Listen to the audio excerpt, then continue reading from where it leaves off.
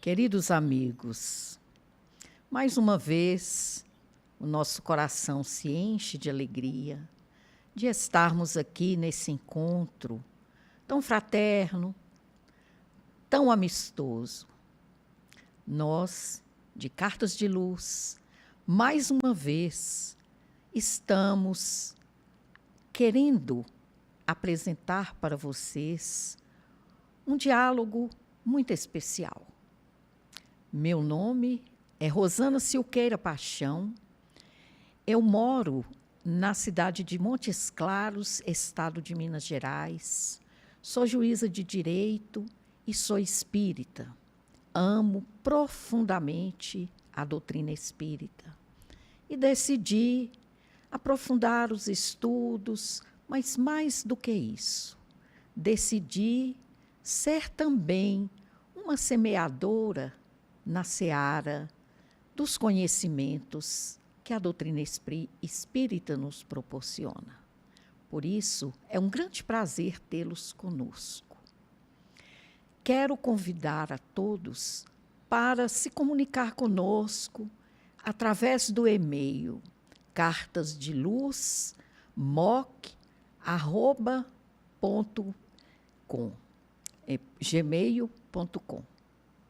Quero também dizer para os amigos que hoje nós temos um assunto especial e temos também para falar sobre esse assunto tão especial, mas ainda quase que desconhecido de muitas pessoas.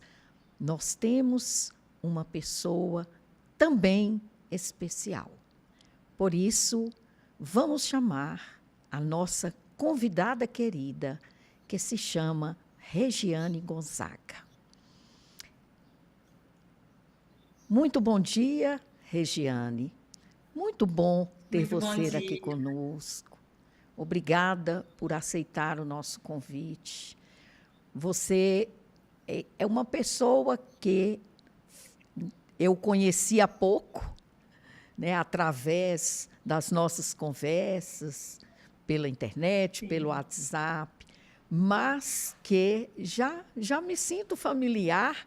Acho que nós temos bastante coisa em comum, não é?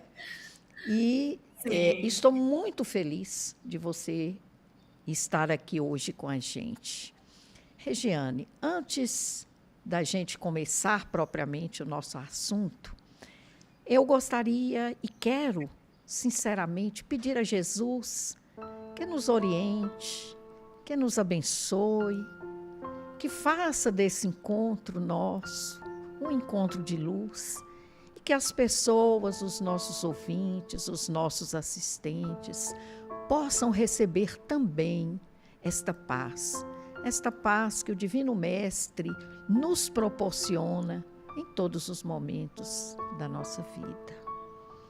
Muito obrigada, Jesus, por nos oportunizar esses momentos.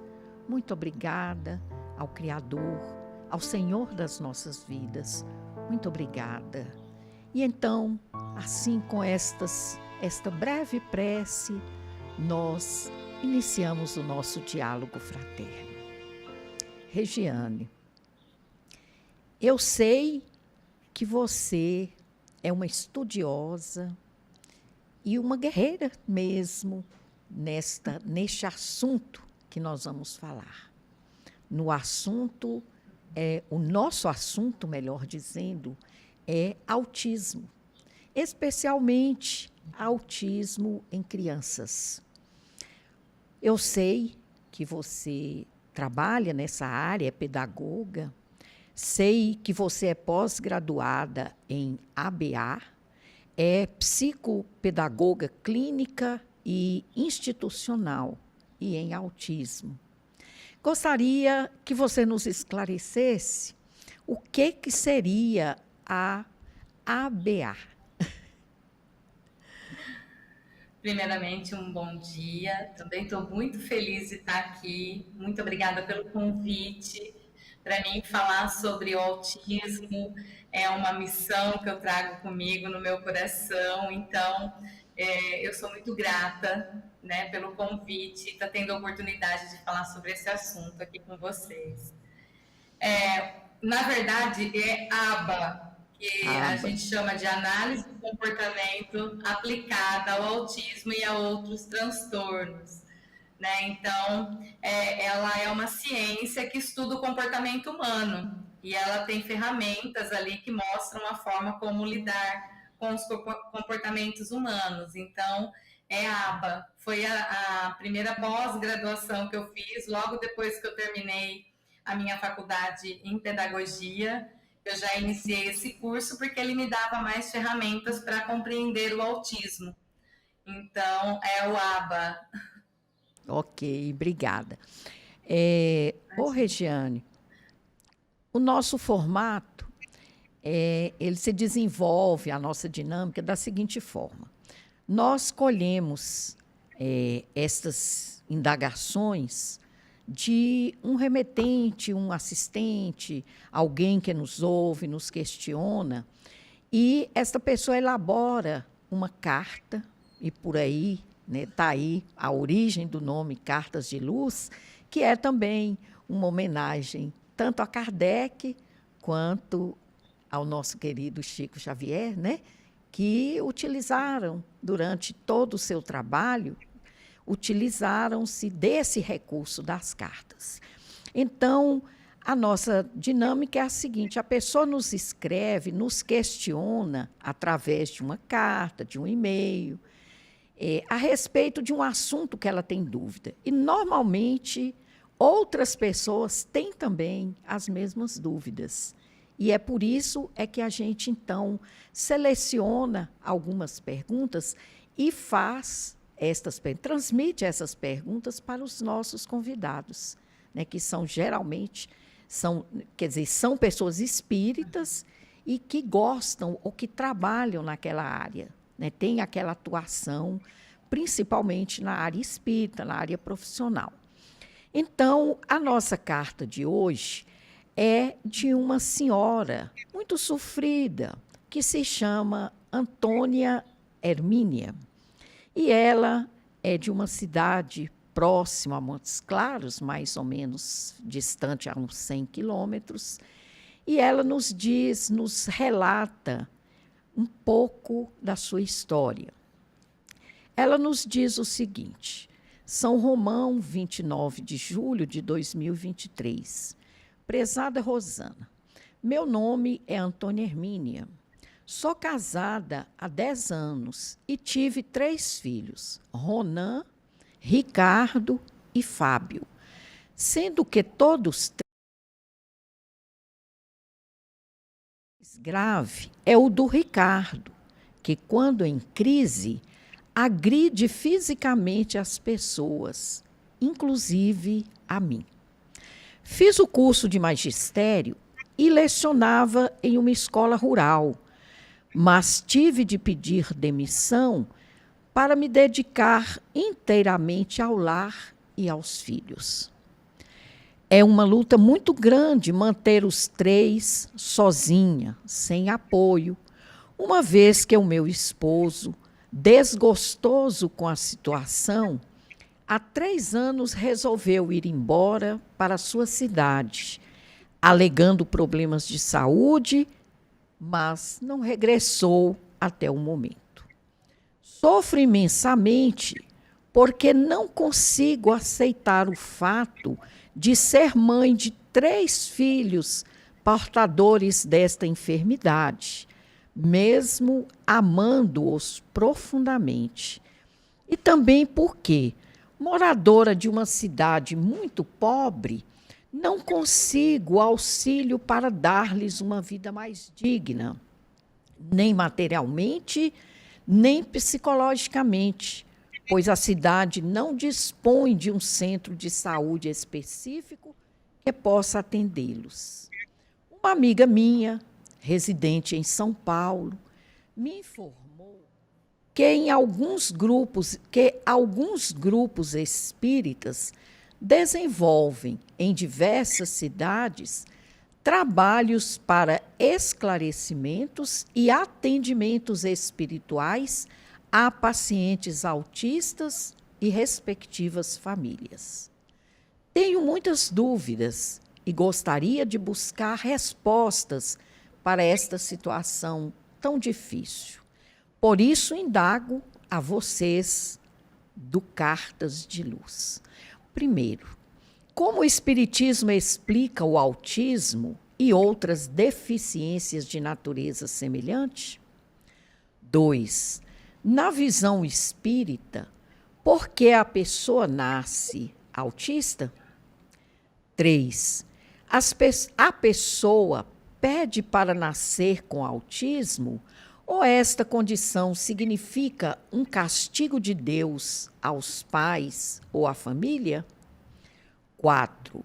O Espiritismo promove algum tipo de trabalho de esclarecimento ou apoio espiritual aos pais de autistas que sofrem com o diagnóstico, mesmo em relação aos que não professam a doutrina espírita? 5. O que acontece com o espírito de uma pessoa com autismo severo quando reencarna? 6. Existem autistas médiums?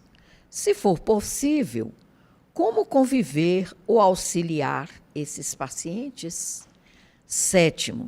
Indique-me algumas obras que eu possa ler para obter mais esclarecimentos sobre o assunto. Certa de sua atenção e de toda a equipe, despeço-me atenciosamente, Antônio Hermínio. Então, Regiane, é este o depoimento sofrido da nossa querida Antônia. Sofrido. Né? Nós... A gente tem visto muitas Antônias, né? A história dela parece não ser uma história diferente, assim, mas a gente tem visto muitas famílias passando pelo mesmo que a Antônia passa. Às vezes um dos dois, né, ou esposo ou esposa, às vezes não aguenta, né, o fardo pesado e acabam abandonando, deixando o outro sozinho, né, abandonando muitas vezes esses filhos. E vendo também, muitas vezes, famílias que não tem só um autista, né, mas tem 2, 3 casos na família. Então, realmente é muito, muito difícil, muito real essa história da Antônia. Quando nós tomamos conhecimento, né, dessa situação, realmente ficamos imaginando que drama, né, que esta pessoa vive. Ainda bem que ela está procurando esclarecimentos na doutrina espírita. Por isso, sim, nós ficamos felizes de alguma maneira, porque temos certeza que ela vai se sentir muito confortada depois de ouvir as suas respostas. Ela, então, nos questiona, né, primeiramente, como o Espiritismo explica ou entende, né, o autismo e outras deficiências de natureza semelhante. Sim.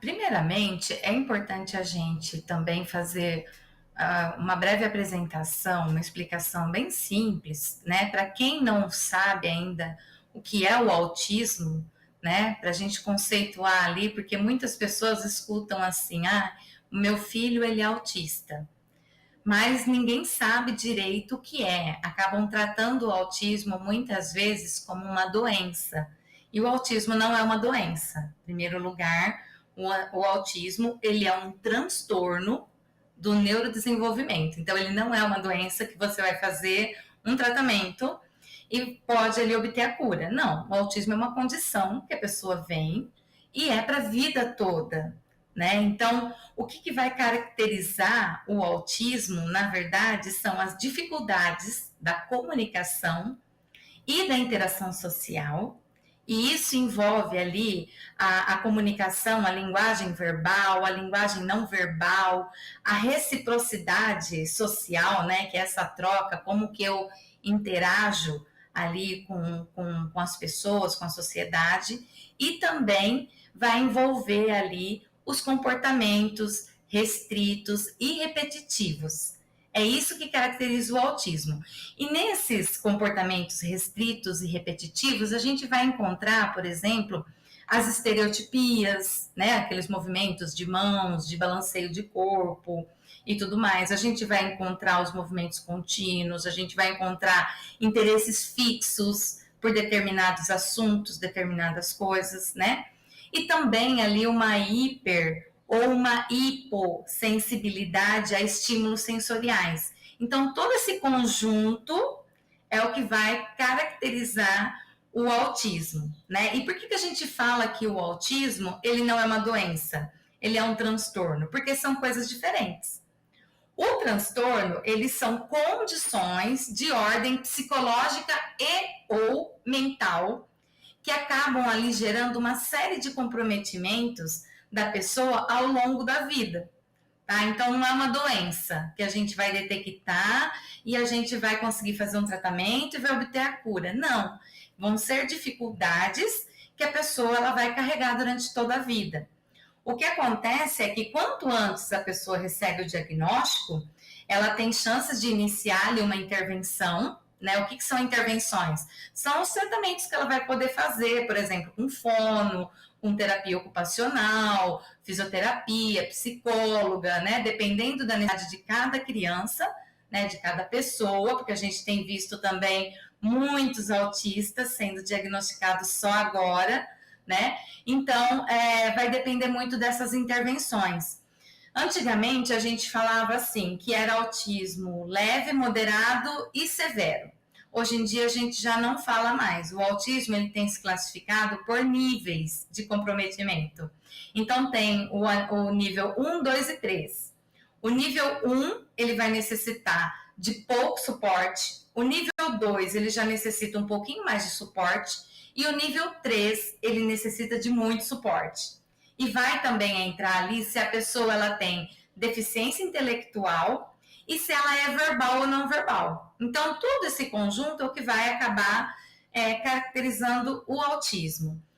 É claro que a gente teria assim, muito mais coisas para falar sobre a definição do autismo, né? Mas vamos tentar, então, centrar nas dificuldades ali, nas questões que a leitora ela colocou para a gente, né? Como que o espiritismo explica o autismo e outras deficiências de natureza semelhante? E a segunda pergunta, acho que está junto ali, né? Na visão espírita, por que a pessoa nasce autista? Bom, a gente, na ciência da Terra, vamos dizer assim, ainda não se conseguiu entender as causas do autismo. Se atribui muito a fatores genéticos e ambientais, mas a causa mesmo primária a gente não conseguiu ainda encontrar. Ainda está sendo um grande desafio para a ciência, né? Não existe um exame, por exemplo, que detecte o autismo. O autismo ele é realizado ali, o diagnóstico, totalmente clínico. Vai do olhar do médico, da psicóloga, da professora e todo mundo junto, em conjunto, acaba ali fechando esse diagnóstico. Mas, para a doutrina espírita, a gente já consegue encontrar as causas, né? A doutrina espírita, ela nos explica que a causa, né, para esses transtornos e tudo mais, como no caso do autismo, não está na existência atual do espírito, mas está nas vidas passadas que ele teve, tá? E ele também, ele vai se caracterizar ali, vai entrar como expiação, como prova, como missão, abnegação, ou até mesmo o conjunto de todos esses fatores. Então, é como nós estamos aqui encarnados no planeta Terra, que a gente sabe que é um planeta de provas e expiações, né? Estamos aqui porque todos nós temos débitos com as leis divinas, então nós estamos aqui para a gente poder evoluir um pouco mais. Com os autistas não é diferente. Então, quando, por exemplo, nos casos de expiação, o espírito muitas vezes ele acaba se encontrando ali endividado com as leis divinas, e ele vem nessa condição para um resgate espiritual, vamos dizer assim, para ele acertar as contas com Deus. Então ele vem nessas condições, né, com essas limitações, por conta disso, por conta que ele tem coisas a espiar.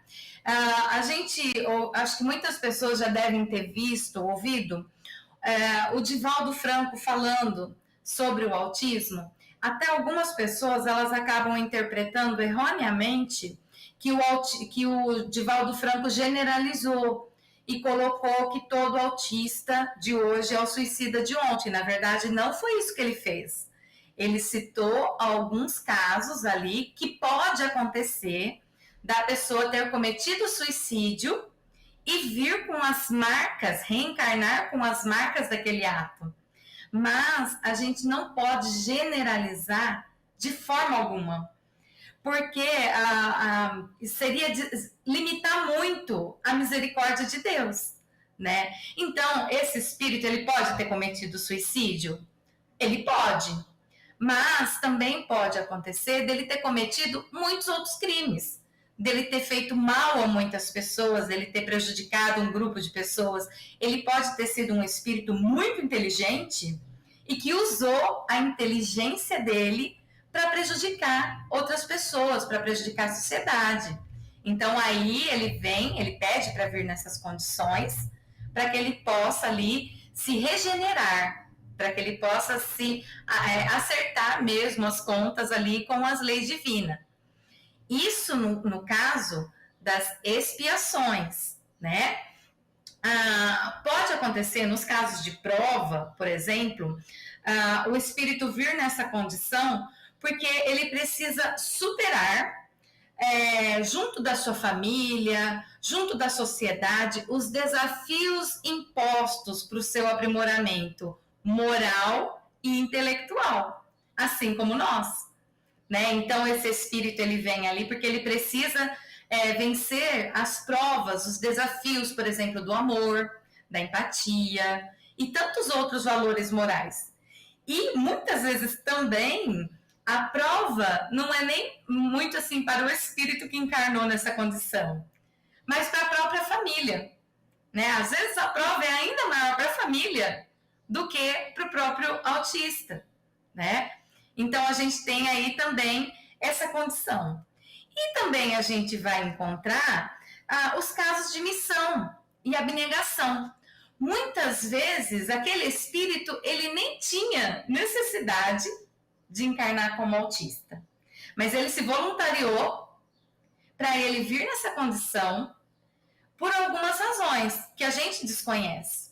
Pode ser, por exemplo, para ajudar até mesmo no progresso, né? Ali no desenvolvimento da ciência, de desenvolver as tecnologias e tudo mais. Então ele veio com a missão para despertar as pessoas, para convidá-las a um estudo, a um aprofundamento, para melhorar, né, a ciência, porque até hoje a gente ainda não conseguiu conhecer as causas do autismo, né, a ciência da Terra. Então muitos vêm para esse despertar da própria sociedade, para gerar ali na sociedade também um sentimento, por exemplo, de amor, de empatia, de tolerância, ou até mesmo para a família, né? Então, às vezes, a família ali precisava resgatar alguma coisa e esse espírito se voluntariou para vir nessa condição também para estar podendo auxiliar essa família, né? Então, é mesmo aquele sentimento de abnegação.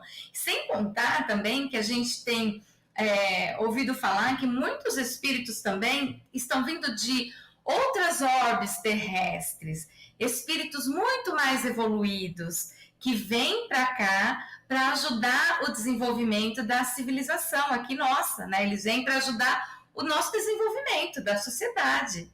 Então, pode ser por N motivos. Agora, o que é importante a gente deixar bem claro? É claro que é tentador a gente querer descobrir a causa. Então, a gente olha para uma pessoa, vê uma deficiência, alguma coisa, a gente já quer, nossa, o que será que ele fez na outra vida, né? Para ele ter vindo nessa condição, coitado, né? Muitas vezes a gente é tentado a isso. Mas a gente tem que pensar assim, hoje, né? Essa pessoa, ela está reencarnada como autista aqui, agora. mas ela não vai ser autista em todas as outras encarnações. Ela está autista, né? Então, seja por expiação, seja por prova, missão, abnegação, seja porque ela precisava mesmo passar por aquilo ou porque ela veio para ajudar a família, a sociedade, independente de qualquer coisa, isso não tem valor, a gente não tem o porquê de ficar querendo descobrir. O que importa de fato é o que nós vamos fazer com isso agora, hoje, né? Se você tem um autista na família, se você convive com um autista, o que você pode fazer hoje? Que é dar carinho, é dar amor, é ter empatia, é desenvolver as qualidades morais que muitas vezes a gente ainda não tem, né? Para com o outro. Então é esse amor, doação mesmo, de poder ajudar e tudo mais. Então não fica querendo descobrir o que foi, por que ele veio assim, o que será que ele foi na outra vida, o que ele fez para merecer, porque isso não vai trazer respostas e nem conforto para nós.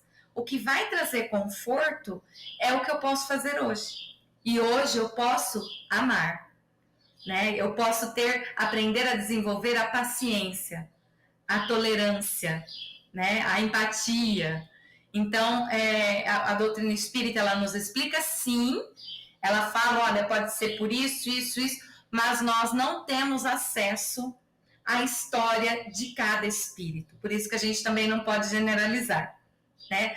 Cada espírito tem a sua história, cada espírito vem com o seu conteúdo ali das outras encarnações, e é impossível a gente ter acesso à história de cada um, né? O que a gente pode é dar esses parâmetros, né? A doutrina espírita, ela dá esses parâmetros para nós, mas nós não podemos generalizar.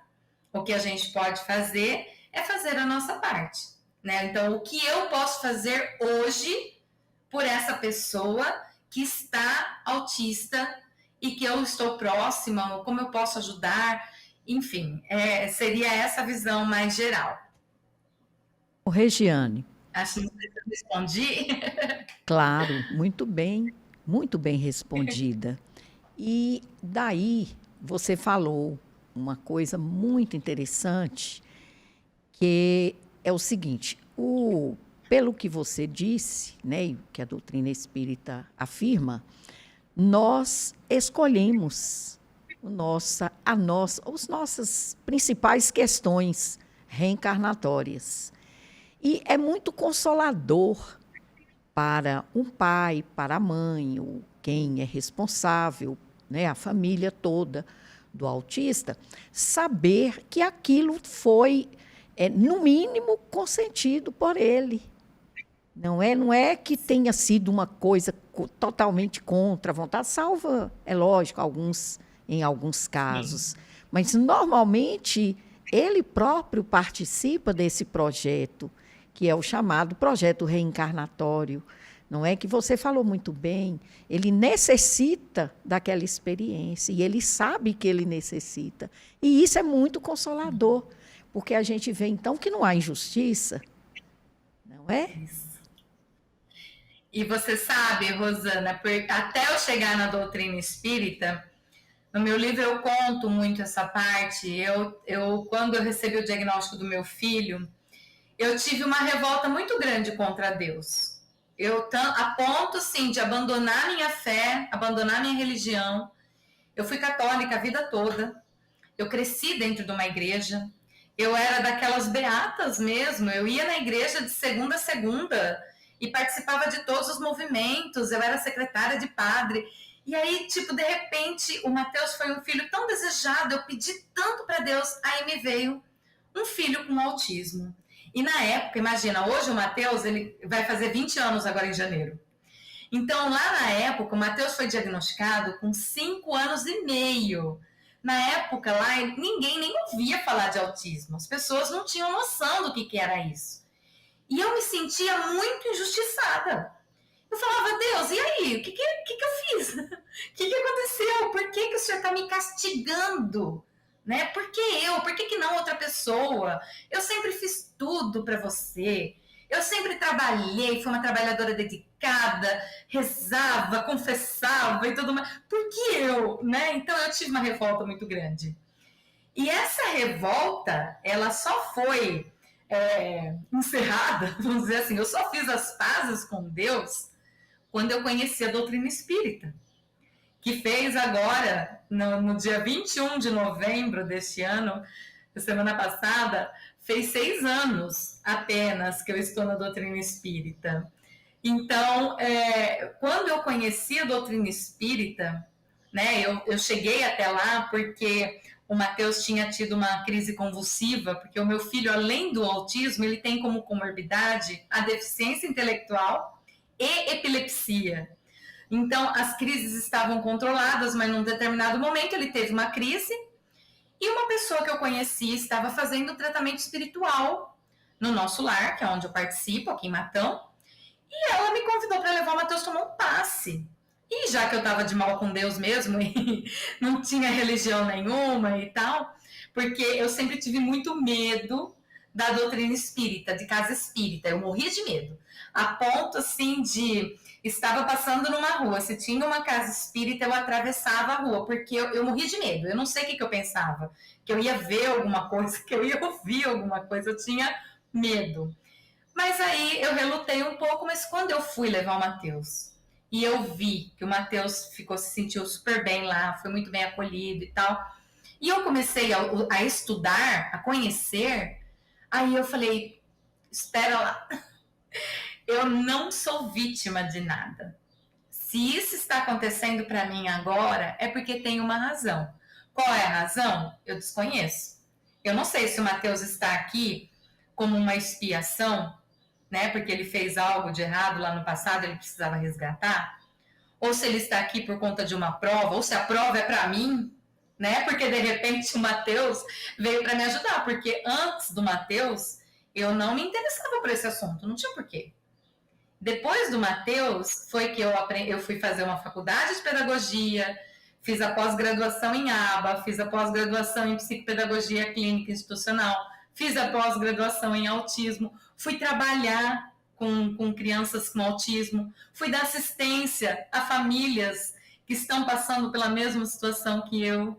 Estou, nesse momento, realizando um trabalho na casa espírita que eu frequento, voltado para autistas e seus familiares. Então, às vezes eu falo, eu acho que o Matheus veio para me dar aquele empurrão, né? Ou até mesmo, né, a questão que a gente está falando da missão dele e tal, ou junto, tudo isso junto, eu não sei. O que eu sei é que hoje ele está aqui encarnado como autista, ele é meu filho, minha responsabilidade, e eu preciso fazer algo por ele. E foi a doutrina espírita que me trouxe essa paz, né, esse consolo. Olha, Deus não está contra você. Você não é menos. Você não foi castigada. Você não está sendo punida. Isso aconteceu para você porque vocês precisavam passar por isso. E pensar que isso vai ser uma alavanca para o nosso progresso moral, para o nosso progresso intelectual. Eu quero e preciso pensar assim, que o Matheus veio para nos ajudar nessa caminhada do processo evolutivo. Ô, Regiane, e você disse aí uma coisa interessante também, né? Tudo que você falou é muito interessante, mas pontuando aqui, você fala primeiro do preconceito, né, em relação ao autismo, né? A esse transtorno. Depois também você fala do preconceito em relação à doutrina espírita. E eu fico imaginando você do estado de São Paulo, da cidade de Matão, um centro, né, o maior centro, São Paulo é o maior centro do Brasil, e está na doutrina, segundo você diz, né, há 6 anos, e sentiu esse preconceito, porque, na verdade, né, a forma com que você se comportava em relação à doutrina é decorrente de um preconceito muito grande. Então, você imagina, nas regiões mais longínquas, né, com menos acesso a informações. Como que esse preconceito, embora a gente muitas vezes não queira acreditar, não acredita que existe, mas como ele ainda existe. Existe. É um preconceito muito impressionante. grande. Acho que vem muito da criação que a gente teve, né? Porque Certeza. a Igreja Católica, por exemplo, eu cresci ouvindo coisas contrárias ao Espiritismo, que a gente não podia acreditar, por exemplo, em reencarnação, que quem morreu não voltava para contar. Então, assim, vai muito, né, dessa raiz que a gente tem. Isso mesmo. Né? A doutrina espírita, ela está aí já faz um bom tempo, mas há muitos lugares ainda tem pessoas com a mente muito fechada. Eu tinha, né, a mente muito fechada, mas a partir do momento que ela se abriu foi onde trouxe as respostas, né, que eu buscava a vida toda, de quando eu recebi o diagnóstico do Mateus e não encontrava, eu encontrei. Né, na doutrina, mas que existe esse preconceito, sim. E existe o preconceito também da própria família, viu? De não aceitar. Às vezes a pessoa vem ali dentro do espectro, né? Tem um filho com autismo. Muita família ainda tem a vergonha, né, de falar que o filho é autista, de sair com o filho, então acaba deixando ele em casa. Tem a não aceitação, então não, meu filho, isso aqui é passageiro, vai passar, não é para sempre. E tem esses diversos tipos de preconceito, fora o preconceito da sociedade, tem esses preconceitos internos, né, também, com relação às vezes à própria família. Regiane, eu tenho uma amiga que teve 2 filhos, um deles autista. E eu observei que ela não saía com a criança. E sempre a gente perguntava, né? Era minha colega de trabalho na época, eu trabalhava em outro setor, e a gente sempre perguntava pelo outro, e ela sempre, né, dava uma desculpa, uma evasiva. Ele está doentinho, ou então, ele não quis, ou ficou com o pai, porque eram separados, etc. Aí, um dia eu fui à casa dela por uma necessidade de trabalho, e aí eu pude constatar a realidade de uma criança tão triste, assim, tão inferiorizada, e mesmo né, sendo um pouco invasiva, eu chamei a ela e conversei um pouco com ela sobre isso, sem dizer, né, mais profundamente. Sugeri que ela socializasse mais o menino, etc. Uns anos depois, ela me procurou. Daí, eu já estava em outro trabalho, a gente ficou muito tempo sem se encontrar, e me disse que ela estava me procurando para me agradecer, porque depois da nossa conversa, ela havia procurado um médico, que o médico sugeriu um terapeuta. Aí me contou toda a trajetória, o menino já estava grande e já era outra pessoa, né? Já se ela disse, eu quero trazê-lo, né, para você ver como ele é esperto, como ele é lindo, como ele, sabe? Então assim, aquilo me emocionou muito, sabe? Eu fiquei realmente muito impactada positivamente. E essa é uma experiência que a gente quer transmitir também para as outras pessoas. Não tenha vergonha do seu filho, né? Ele é que escolheu, ou pelo menos participou daquela escolha de Deus, né? Aceitando essa condição. Né? E a gente tem todo um projeto reencarnatório, todo né? Um projeto. Então, assim, é muito bonito você falar sobre isso, você expor isso em um livro. Eu quero que você fale também, né? Se sentir à vontade sobre o seu livro. Né? O meu livro, ele surgiu mesmo dessa vontade que eu tinha de passar para as pessoas não só a minha história. Então, eu não estava querendo só compartilhar a minha história. Eu queria compartilhar tudo que eu fui aprendendo ao longo de todos esses anos, ao longo de todos os estudos, as experiências que eu tive que foram felizes, as experiências que eu tive que não foram felizes, a dar dicas para as pessoas como elas deveriam lidar com determinados comportamentos, mostrar o caminho. Olha, recebeu o diagnóstico de autismo, então agora você tem que fazer assim, assim, assim. Mostrar para as pessoas de uma forma bem clara, de uma linguagem bem acessível, a minha história e tudo que eu aprendi. O livro, ele surgiu mesmo disso, né? E foi engraçado porque quem me ajudou com o livro foi o Orson. Fala que ele é meu padrinho. Eu mandei um rascunho para ele, né, escrito ali. Perguntei o que ele achava, se ele achava que isso daí um dia daria um livro, uma história. E já ele disse que leu assim tão rápido o que eu tinha escrito e já foi, Regiane, isso aqui vai dar um belo livro. Já foi entrando em contato com o Arnaldo da editora M.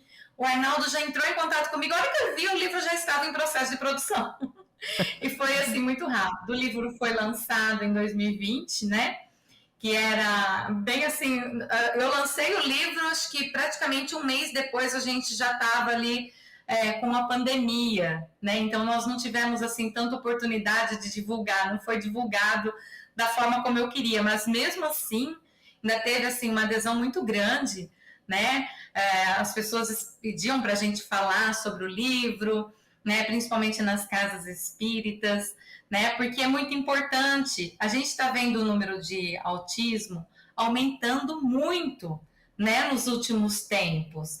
Esse ano, o último dado do CDC, lá dos Estados Unidos, né, da pesquisa que eles fizeram, apontavam que a cada 36 crianças, uma está do espectro.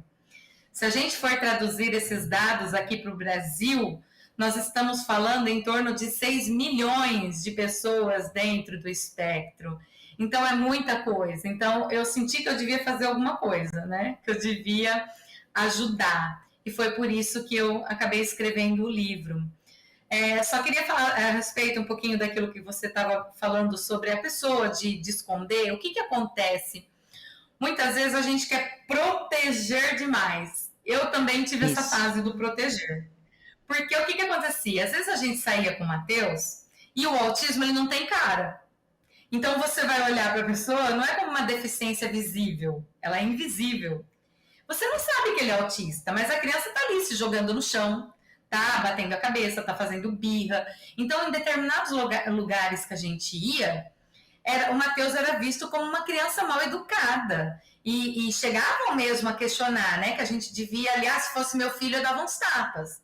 Então, às vezes, para proteger, a gente preferia deixar ele quietinho dentro de casa. A gente parou de sair por um determinado tempo, de ir em locais públicos com ele. Só que daí a gente começou a perceber o seguinte: uma das principais características do autismo é essa falha mesmo na relação social. Como é que ele vai aprender a se relacionar numa sociedade se a gente trancar ele dentro de casa? Não tem como. Então a gente precisava colocar ele na sociedade para que ele pudesse ir aprendendo como conviver nessa sociedade. O preconceito, ele ainda existe e existe muito, né? Tanto que dependendo do lugar que a gente vai com o Matheus, ele tem uma carteirinha de identificação, né? Ou a gente acaba falando, olha, ele é autista e tal, a gente sinaliza, né? Até mesmo por conta de ter atendimento preferencial e tudo mais, porque o tempo ali, a tolerância de espera deles é muito curta e tudo mais. Mas eu precisei enfrentar isso, né? Da mesma forma como ela. E aí as terapias que ajudam, a escola, né? O Matheus estuda aqui na PAI de Matão. Ele não foi para a escola regular, porque ele não tinha condições na época de seguir. Então, ele foi encaminhado para a PAI, que era o que a gente tinha assim de melhor, né? Que poderia atender mais as necessidades dele. Hoje a gente encontra vários centros especializados de autismo, né? Nas cidades maiores e tudo mais, tem vários locais que atendem só autistas, né? Então, a gente teve que preparar ele. E a escola ajudou bastante, o contato com outras pessoas. Então, né, é isso mesmo, é levar, mostrar para a criança um mundo que, às vezes, ela não se sente fazer parte, ela se sente como se fosse uma coisa fora do mundo, né? Aí, eles estão no mundinho dele. Não, a gente tem que trazer eles para cá, porque eles estão aqui. Então, é mostrar para eles como se viver aqui, né? E isso só na prática mesmo, não adianta trancado dentro de casa. É verdade. O processo de socialização só acontece, né, com o outro ou com os outros, Sim, né? Não socializando. tem como, né? E é tão difícil, né? Porque a gente mesmo, antes de estudar sobre isso e de ver aumentar esses casos, a gente mesmo achava estranho, às vezes, uma criança com um comportamento tão diferente.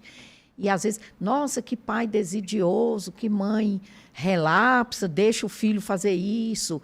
Mas há uma coisa interessante também, Regiane, é que, como você disse, o autismo ele tem aumentado muito. E hoje, dificilmente você vê uma família, né, na qual não tenha, né, um membro que é autista. Então, quando a coisa começa a acontecer na casa da gente, aí a gente Exato. procura explicação e procura entender melhor.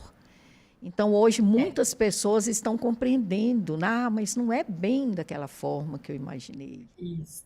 Né? Aquela E você mãe. sabe que uma coisa que ajudou bastante foi a ONU, em 2007, ela lançou o Dia Mundial da Conscientização do Autismo. Sim. Então, no dia 2 de abril, toda a comunidade de todos os países, elas são convidadas a estar falando sobre o autismo, né? Então a gente fala assim, todo mundo veste azul, né, para simbolizar o autismo, posta nas redes sociais e tudo mais. Tem um movimento de conscientização. E você sabe que foi esse movimento de conscientização que ajudou no processo de diagnóstico, porque aí fez a sociedade se mover, né? Até então, o autismo ele era muito pouco conhecido. O diagnóstico do Matheus, eu demorei 5 anos para conseguir o diagnóstico do Matheus.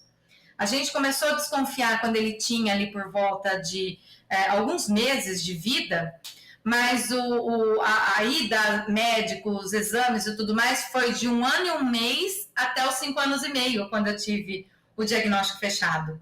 Né? Então, assim, hoje a gente consegue fazer um diagnóstico, às vezes, numa consulta. Às vezes tem alguns profissionais altamente qualificados que você leva a criança para essa consulta e você já sai de lá com o diagnóstico fechado. Outros ainda demoram um pouquinho mais, né? Porque varia muito de indivíduo para indivíduo. A gente nunca vai encontrar um autista igual ao outro. Todos são diferentes. Todos têm as suas características, todos têm as suas particularidades. Então, às vezes, quando é um nível 1 de suporte, né, aquele que é o mais leve, de antigamente, às vezes demora, às vezes, meses para conseguir o diagnóstico fechado. Né? Mas hoje, graças à conscientização do autismo, as pessoas, pelo menos, elas já estão aprendendo a ter um olhar diferenciado, por exemplo, quando elas vão no shopping e veem uma criança se jogando no chão num processo de birra incontrolável. Né? Antigamente, eles iam culpar a mãe. Né? Hoje eles já têm aquele olhar, olha, essa criança pode ser que ela seja autista, né? Por isso que ela está tendo esse comportamento. Então já consegue ali entender graças à conscientização, que é muito importante. Esse trabalho que você está fazendo aqui hoje, de levar essas informações para esses lugares, né, menores, que às vezes a informação não chega, demora mais para chegar, né, é muito importante, porque eu falo que é um trabalho de formiguinha.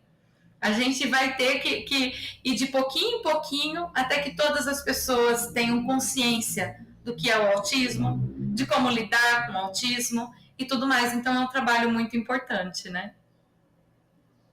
Realmente compreender, né, o autismo, o autista, não é fácil, né? A gente tem realmente dificuldade. E isso era visto muito como como você falou no início, como uma doença mental. Né? É louco, né? E realmente não é o caso. Né? A gente vê aí na história grandes figuras, notáveis figuras, né? Que apresentavam o aspecto autista, né? O autismo. E prosseguindo aqui, eu acho que eu andei divagando um pouco aí com você, prosseguindo aqui, a nossa querida, ela pergunta assim, o que acontece com o espírito de uma pessoa com autismo muito grave, severo, quando ela desencarna? É uma dúvida que muita gente tem com relação a qualquer espírito, não é? Qualquer um de nós. Sim. Ela tem aqui. Assim, se a gente for olhar lá para as questões 377 e 378 do Livro dos Espíritos, lá fala sobre o desencarne no caso do idiotismo. É claro que esse termo ele era utilizado lá na época, né? Mas que traduz um pouco, que fala do idiotismo e da loucura, né? No caso ali do desencarne. E os espíritos dizem que eles necessitam de um certo tempo para que eles tenham a compreensão do que aconteceu. Então, vai depender muito, por exemplo, do tempo que a pessoa ficou encarnada nessa condição, né? Ela fala aí no caso do autismo severo, né? Quanto tempo, quantos anos essa pessoa ficou encarnada. Vai depender muito de diversas situações, né? As condições que levaram ela a se reencarnar nessa condição. Mas tem sim, em alguns casos, os espíritos eles nos esclarecem que tem essa perturbação, né? E que esse tempo vai ser mais ou menos longo para cada um, vai depender da história, vai depender das circunstâncias, né? Mas esse constrangimento, essa dificuldade de se perceber, né? Aos poucos ele vai ali tomando consciência de si e ele consegue se ver liberto, né? Daquele corpo muitas vezes limitado. Você sabe que no grupo lá que eu participo, que a gente trabalha lá no nosso lar, a gente já teve alguns relatos nas reuniões mediúnicas e até própria constatação da gente mesmo, a gente fica se imaginando como se fosse um espírito preso dentro de um corpo, onde ele não conseguisse se expressar totalmente. Muitas vezes, dependendo do grau de comprometimento, né, eles são dependentes para tudo. Então, eles vão depender de alguém até para levar eles no banheiro.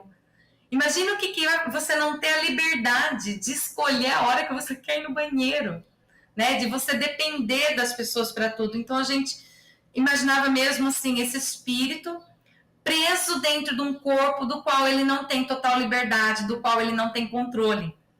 Então, no desencarne, embora possa ter ali essa certa dificuldade de uma adaptação, né, à nova vida, a verdadeira vida, que é a vida espiritual, imagine o alívio, né, de se ver liberto daquele corpo limitado, daquele corpo que ele não conseguia ter um controle, né?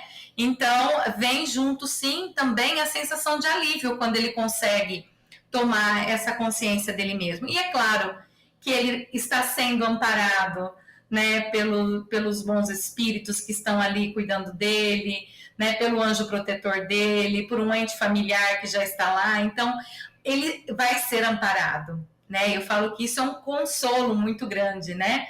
Porque a mãe morre de medo, né? De morrer e deixar o filho para trás, porque ninguém vai saber cuidar direito e tal. E aí, quando ele desencarnar do lado de lá, como é que vai ser, né? Ele vai receber todo o amparo, né? E embora pode ser que não seja no momento seguido da morte que ele vai ter esse esclarecimento da condição de espírito liberto que ele é, mas esse esclarecimento ele vai vir. E enquanto não vem, ele vai estar sendo ali muito bem amparado. Que consolação que a doutrina espírita nos oferece. Porque realmente é uma dificuldade, né? Que certamente todos temos, né? Como será, né? Como será isso? A pessoa vai continuar daquele jeito? Será que existe, né, oportunidade para ela? Será? Né? E aí a doutrina espírita vem com esses esclarecimentos. E você disse uma coisa, né, muito importante, não só para o autista, mas para todo o espírito, né? Os momentos seguintes à desencarnação são de perturbação, ou leve ou mais prolongada, dependendo de cada caso. E com eles não é diferente. Isso é muito importante, porque são espíritos, Sim. são filhos do mesmo pai, né? São nossos irmãos, né? E certamente terão esse tempo, essa consolação, esse amparo, esse acolhimento no mundo espiritual. Então, que a gente Com certeza. não possa ter nenhuma dúvida sobre isso. E a doutrina espírita, ela é muito sensata, né? Nesse sentido. Ela é muito E consoladora, acolhedora, né? consoladora, principalmente, né? Só de nos dar essa esperança, essa confiança. Que maravilha, né? Agora, ela nos pergunta também, e talvez você tenha alguma experiência aí própria nessa área, né? Se existem autistas médiums. E, se for possível, como conviver ou auxiliar essas pessoas. A gente costuma dizer assim, a mediunidade, ela é algo orgânico, né? Então, sim, pode ser que tenham autistas que sejam médiums.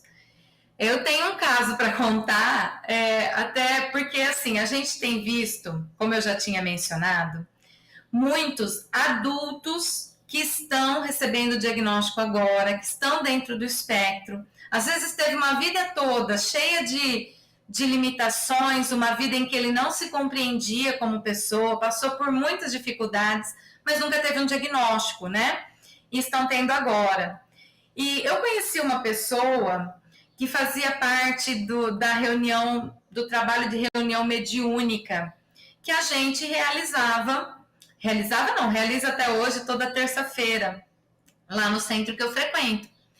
E essa pessoa, ela era uma médium e uma grande médium, tá? Hoje ela não está mais lá no nosso centro, mas ela participou lá durante muitos anos, e ela era uma grande médium, e a gente conversava com ela, a gente via que tinha alguma coisa ou outra ali, mas era uma pessoa muito alegre, muito divertida e tal. E recentemente eu soube que ela recebeu o diagnóstico de autismo, porque ela mesma falava que ela tinha muita coisa que ela não entendia, ela tinha dificuldade, o próprio relacionamento com as pessoas e tudo mais. Ela tinha um jeito de falar que era próprio dela. E aí eu fiquei sabendo que ela recebeu o diagnóstico de autismo. Isso pode existir de monte, né? Porque já tem um caso ali que eu conheço, mas quantos outros? Então, sim, o autista, ele também pode ser médium, né? Porque isso é orgânico. Agora, é claro, vai depender ali também do nível de suporte que essa pessoa tem. É claro que uma pessoa dentro do espectro autista, por exemplo, que esteja lá no nível de suporte 3, né, que tem uma limitação muito grande, talvez ela não vai conseguir trabalhar a mediunidade dela, né? Como essa minha amiga que conseguia, né? O nível de suporte dela era 1. Então ela com certeza ela conseguia trabalhar, né? E o que as pessoas podem fazer é isso mesmo, o que a gente já falou. Tudo envolve a empatia, tudo envolve o amor, a solidariedade, o você se colocar no lugar da outra pessoa, que é os ensinamentos que Jesus nos trouxe, né? E a doutrina espírita também veio aí para confirmar, né? O de amar o outro, de fazer ao outro o que eu gostaria que me fizessem, né? E não fazer aquilo que eu não gostaria que fizessem. Se a gente usar isso para tudo e todos, a gente não vai precisar mais ficar perguntando o que eu posso fazer, ou como que eu posso ajudar. É só amar, é só você ajudar a pessoa, às vezes compreendendo a limitação dela, né? É só você ter empatia por aquela dificuldade que ela tem. Às vezes você não tem dificuldade, mas ela tem. Então é ter empatia, é ter paciência. Isso já é ajudar, né? Então eu acho que seria mais nesse sentido, né? Não sei se eu respondi totalmente a pergunta. Ô, Regiane, e os autistas, né, essa categoria, eles têm alguns direitos e que pouca gente sabe, né? Exato. É necessário que as pessoas também se informem a respeito disso, Sim. né? Para que elas possam buscar, Inclusive, né? no meu livro eu falo um pouquinho sobre Fala isso, das assim, pessoas, isso, dessa busca pelos direitos, né? Porque a gente tem várias leis já que protegem os autistas. Porém, essas leis, elas estão mais que no papel do que ali de forma concreta. Então, a família, ela tem que ter em mente que ela vai ter que lutar para conseguir os direitos que já foram ali adquiridos, mas tem uma luta por esses direitos. exatamente. É não desistir, né? Não desistir. Exatamente. Através dessa luta é que certamente esses direitos vão ser implementados de forma adequada, né? Passam a fazer parte mesmo, né? Das políticas públicas. Mas a gente tem, eu imagino que essas informações, né, que inclusive contém lá no seu livro, são importantíssimas para essas pessoas, principalmente, né, pessoas como a nossa Antônia, né, que reside numa área difícil, né, uma área rural, talvez não tenha ali próximo alguém que possa, né, indicar para ela um tratamento, uma E é escola, importante, principalmente, dizer também que, por exemplo, né, as pessoas que estão nessa situação, assim, que são, às vezes, mais numa situação de pobreza um pouco maior, eles têm direito a um benefício dado pelo exatamente, governo, então, que já vai ajudar, às vezes, com o medicamento, que vai ajudar com as terapias, né? Eles têm direito ao acesso à escola, à vaga na escola, a ter um acompanhante junto com eles para estar auxiliando no processo de aprendizagem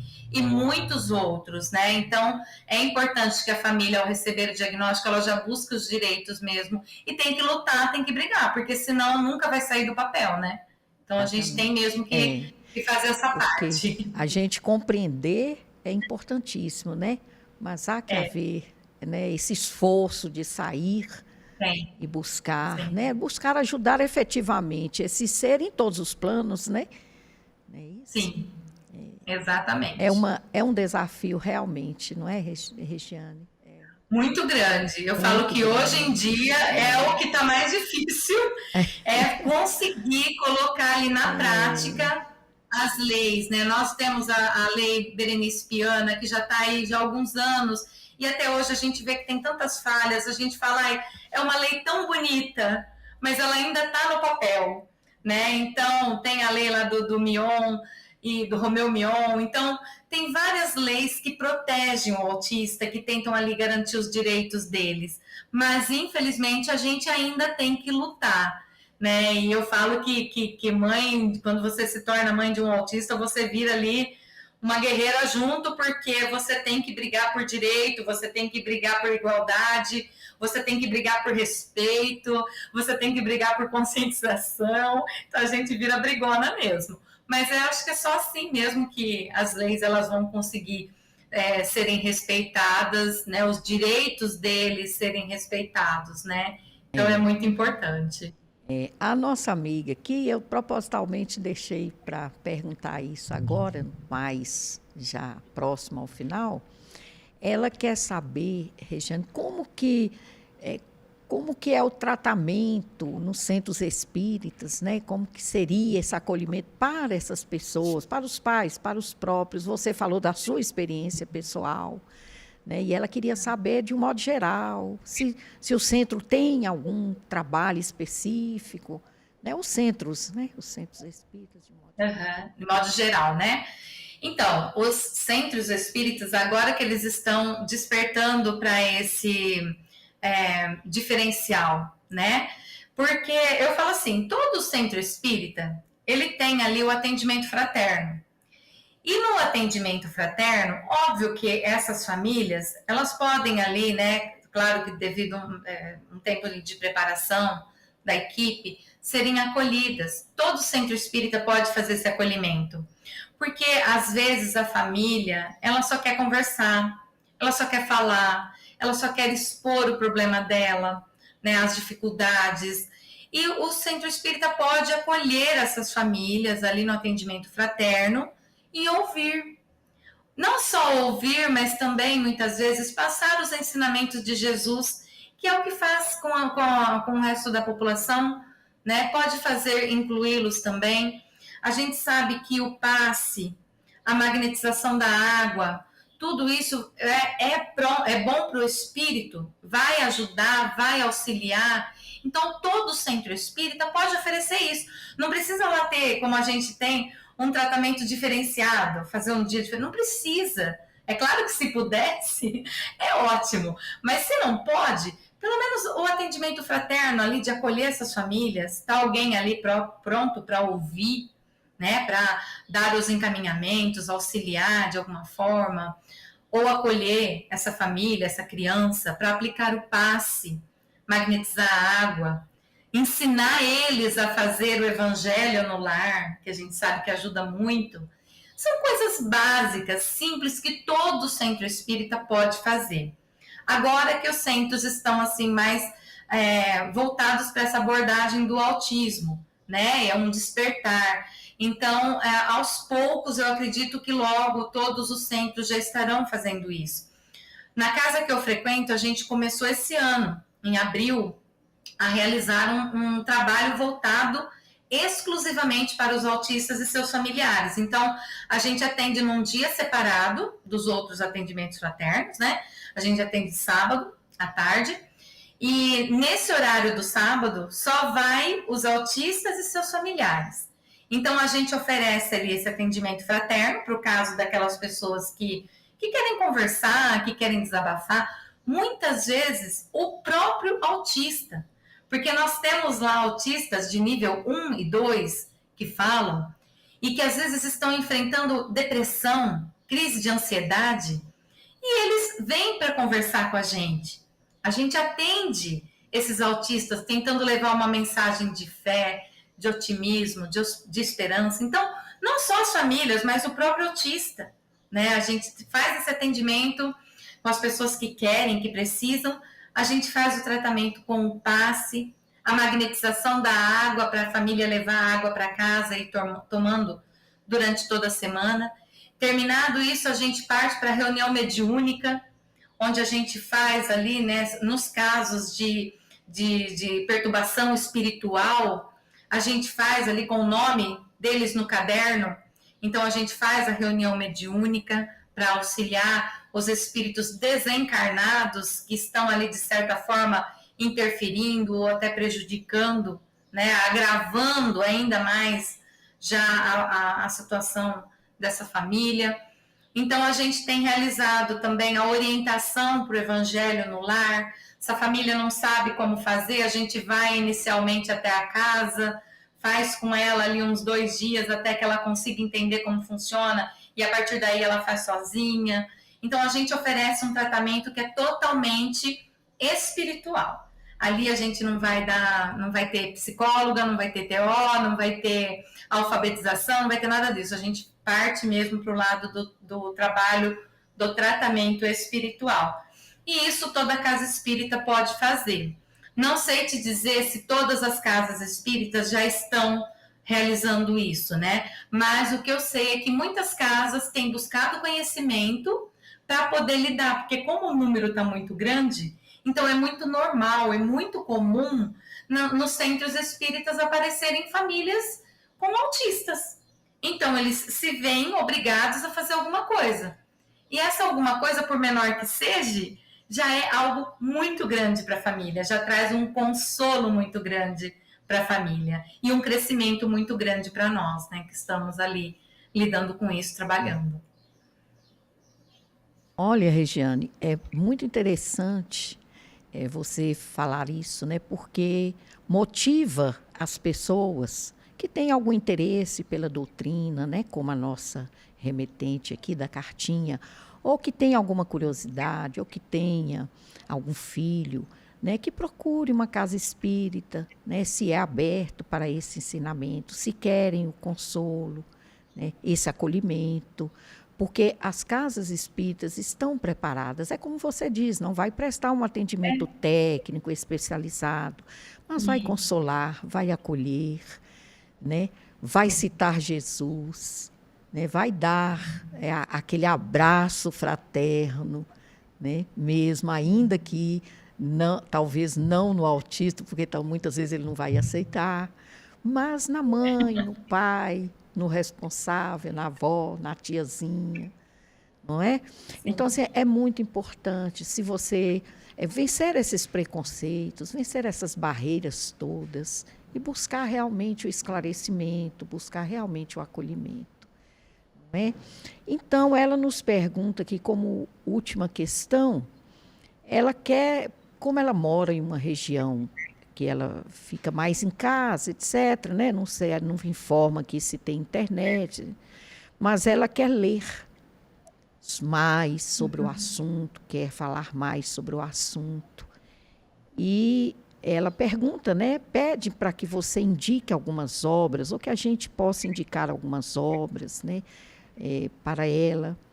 E eu acredito, sim, que ela tem internet, porque ela vai nos assistir. Mas talvez palestras, né? Alguma contribuição nesse sentido que você possa oferecer a ela.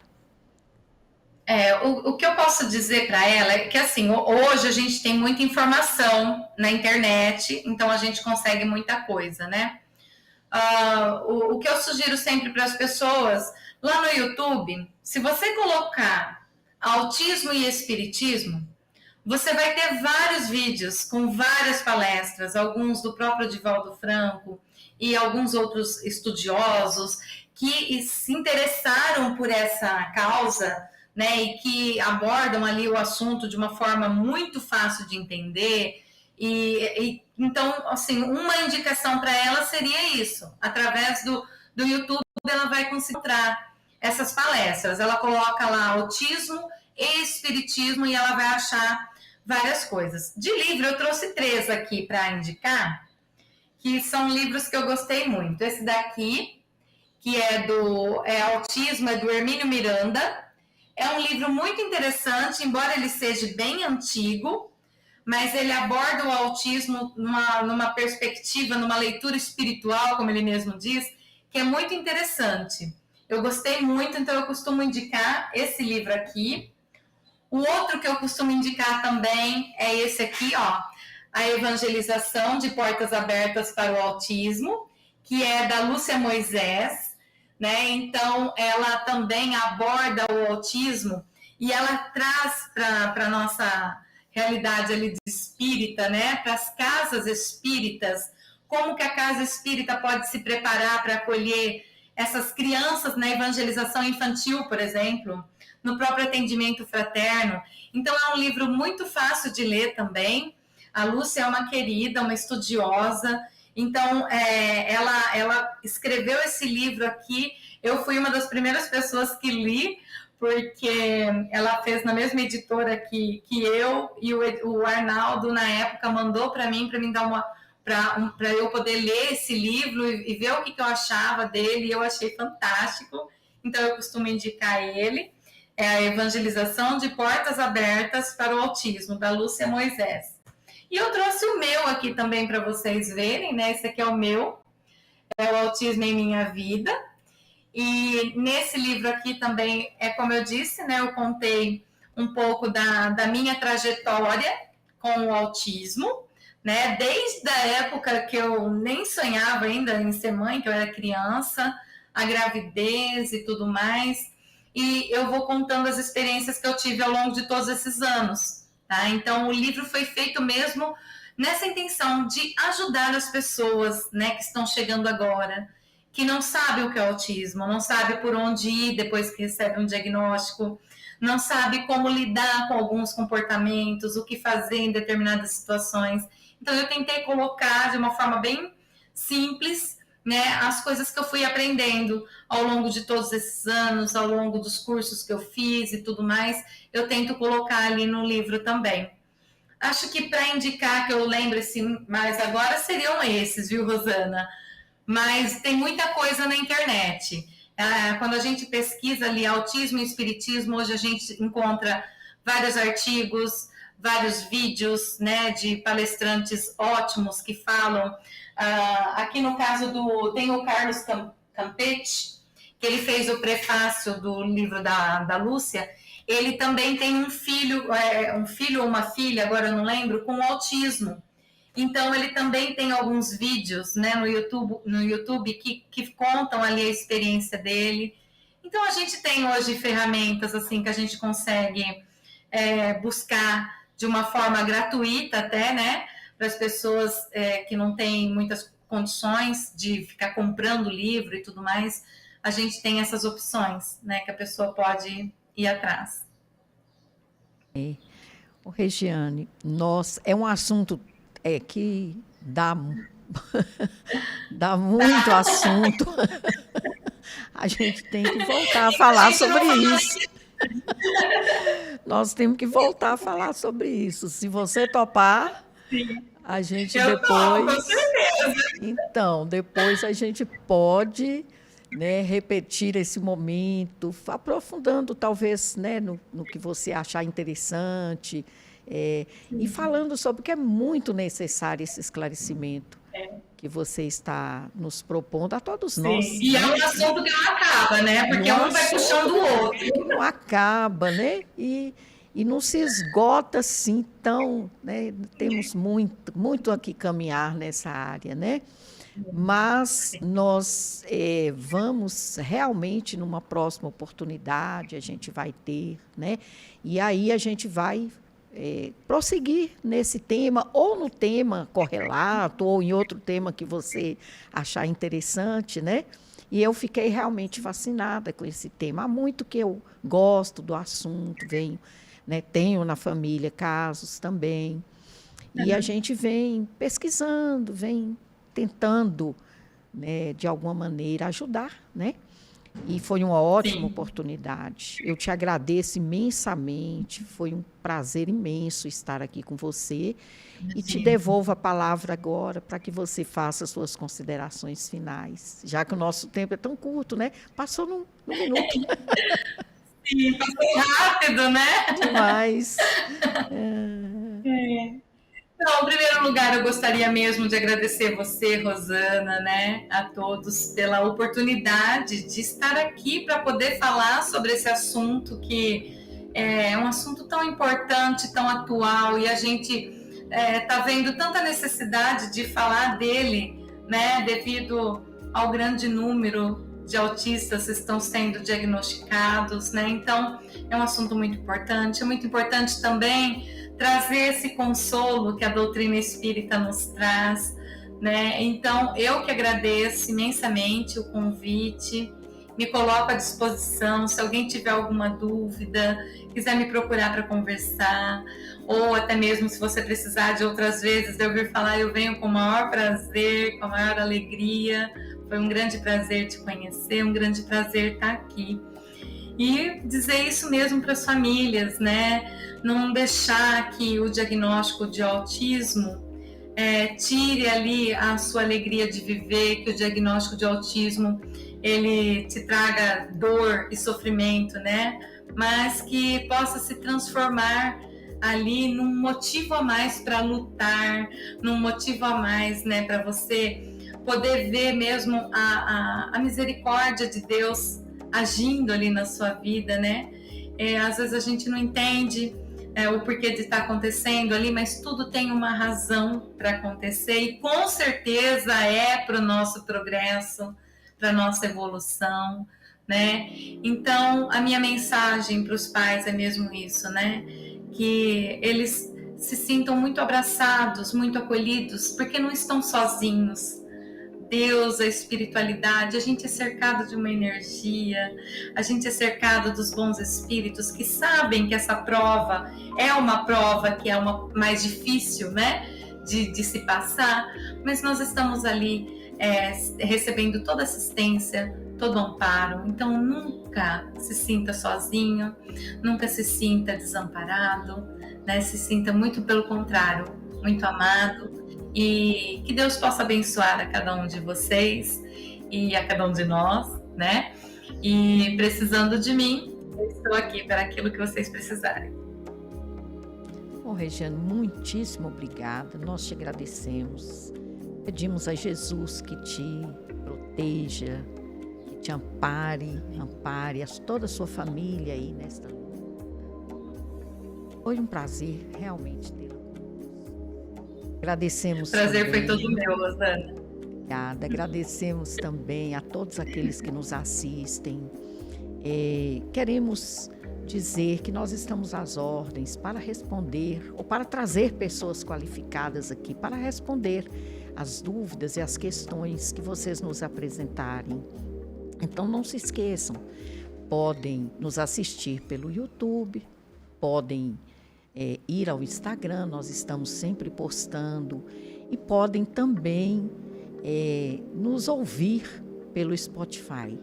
Nós estamos às ordens. O nosso e-mail, eu vou repetir, cartasdeluz@gmail.com. Muito obrigada a todos e até o próximo episódio. Gratidão, muita gratidão.